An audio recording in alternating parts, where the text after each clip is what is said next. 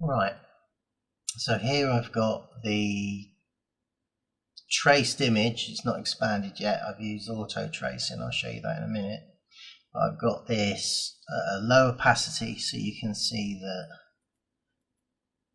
it's quite close. It's not exactly, but it's quite close to the original. And that is the trace. That's the original. That's the trace bit over the original. So let's take the image,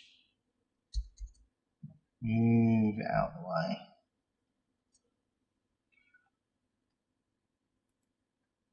Delete that one.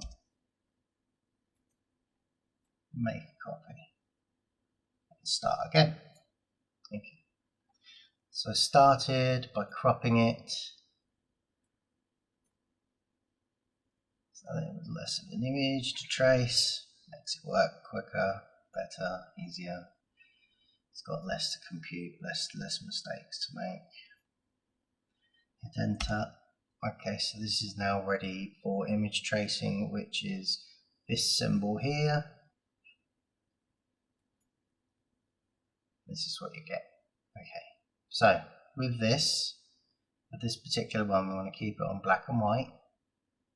We'll leave this for now, but we will come back to that soon. We want it to have all paths used. Got to tick preview, there we go.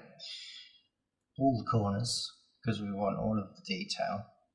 And importantly here, right down to one noise, so this gives you all these bits here in the texture. All those bits. Okay. Now, leaf fills, leaf snap curves to lines. Now here is where we make the difference by utilising the threshold. This will give us more of them holes and textures, less of them holes and textures, to nothing, to black. So this really is where you get to decide. I would say maybe there. That's probably quite close. So far we've used this overlapping, creating stack paths. It's easier to clean up the white afterwards. You might think go that route and just ignore the white, but it actually doesn't seem to make as good a job. This one seems to make a better job of it. So as you can see, we've stayed at black and white. We put the paths up to 100 because we want to keep all of those details, or the most that we can. Corners up to 100 because there's lots of jaggedy bits in it. Noise all the way down to 1. This would, if I made it bigger, it would reduce the noise, so those little small gaps would disappear. We want to keep those for this. And then we've controlled it by using this slider. As it happens, I've only gone a tiny bit high. I think it was on 128, and I've pulled it back just a little bit. Okay, so before we expand, which is what you need to do to turn this from a bitmap to the actual vector, let's compare with the original.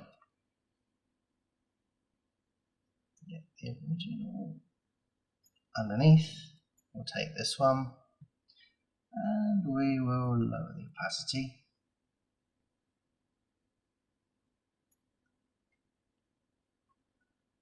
And then line them up.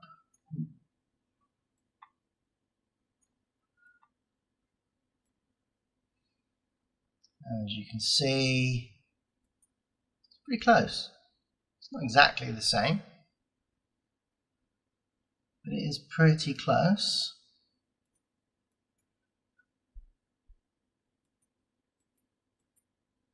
It's maintained a lot of the detail, not all of it. This is why I said it's not perfect. But when you start getting into the factor that you're going to be looking at this from a distance, this is going to matter a lot less, and you'll get what I mean in a minute. Okay, so we want to take the image tracing and we want to expand it. That turns it into vector. Then we want to ungroup this. We want to select the white path and remove it. Which is why I said to do it this way, because it creates stacked paths. Otherwise you would have loads and loads and loads of other little bits inside here. Well, that's the idea anyway, but it's never perfect. There we go. It's just shown me to be a liar. That's how it's supposed to work. So you can select all of that and all of that. Now all these white bits should be on top. So you should be able to use the Pathfinder, either this one or this one. In this instance not worked, so I've probably got to turn it into compound path. That's now a compound path. Select same colour, again, make compound path, select both. The white compound path is above the dark compound path, therefore we could use this one to punch through it. We now have our shapes. We can collect them up again, because at the minute they're a group because we've used that action. You can ungroup it.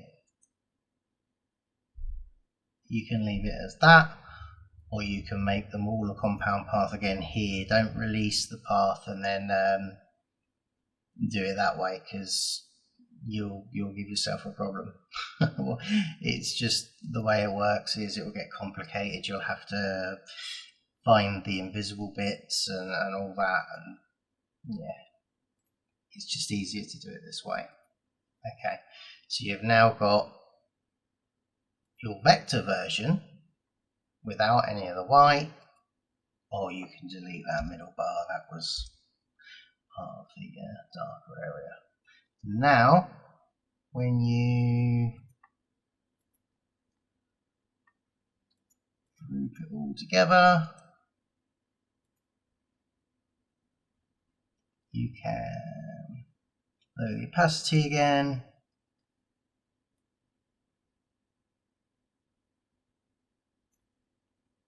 and see that it's pretty much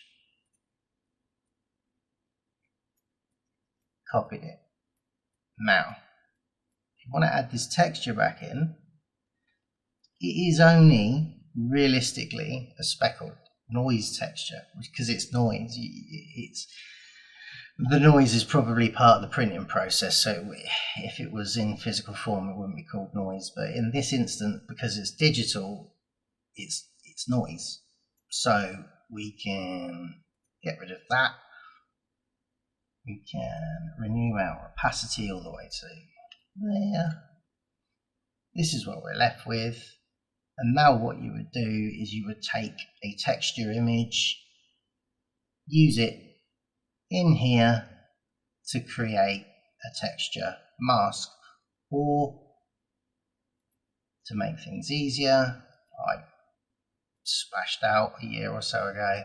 I've got all these textures here, and just for a quick show, there should be noise here somewhere. Stipples, smooth, paper, noise. Ah, missed it. Great. There we go, noise. And then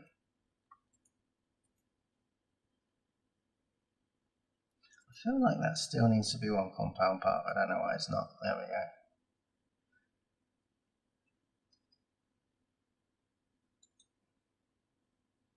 No, ungroup.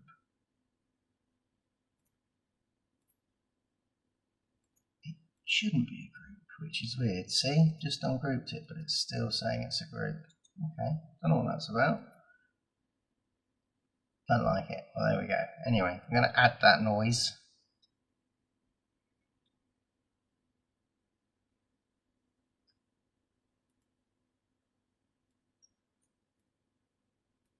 Oh, something's going wrong here. I don't get what's going on here. But anyway, that is how to get the most out of it. And when you're looking at it on the page, you're probably going to be looking at it like about that, and that, and that. It's pretty similar. It's a lot closer anyway. And you, like I said, you can add the noise. I would probably need to restart this. Illustrator's probably bugging out on me. Normally I don't have these issues. I don't even understand why these won't ungroup, because they should. Ah, there we go. This time it's ungrouped. Bit of patience. Patience, Alan, patience. Okay. Probably scale it up to get noisier noise, and then find whatever, I don't know what one it is that will make it stand out. Probably knock out.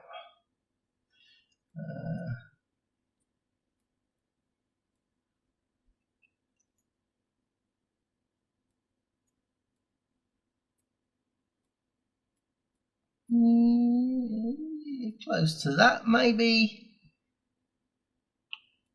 Yeah, that's not looking too bad. And then I would probably work out what I'm trying to do. I'm trying to add a color overlay. So I would probably add another fill above.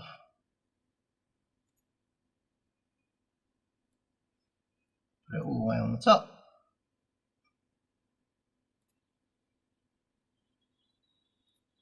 Make it full opacity.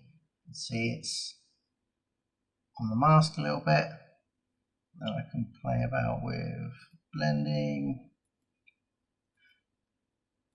I've already knocked it out. I don't want to make another mask, so let's play about with something here.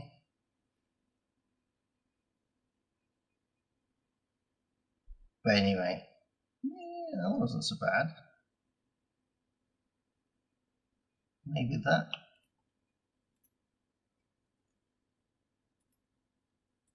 With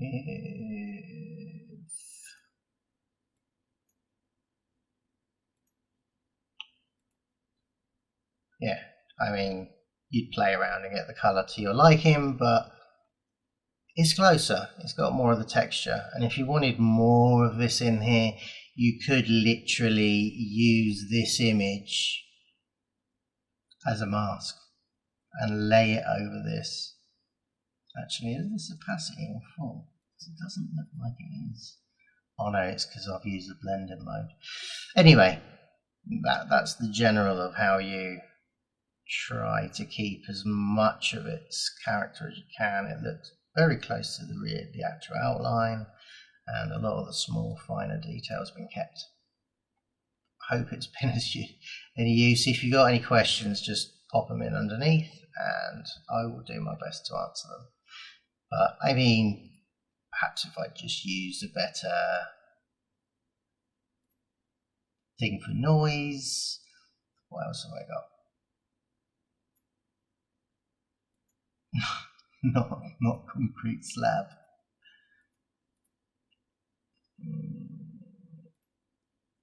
Yeah, that might work as well.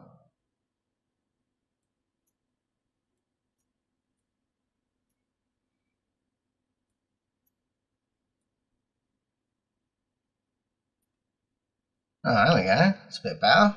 Da, da, da. And then you can change it. So as you can see, just play around with textures. You can lay it on top, and you'll just get closer and closer to the actual thing. I just state that it's not perfect because I come from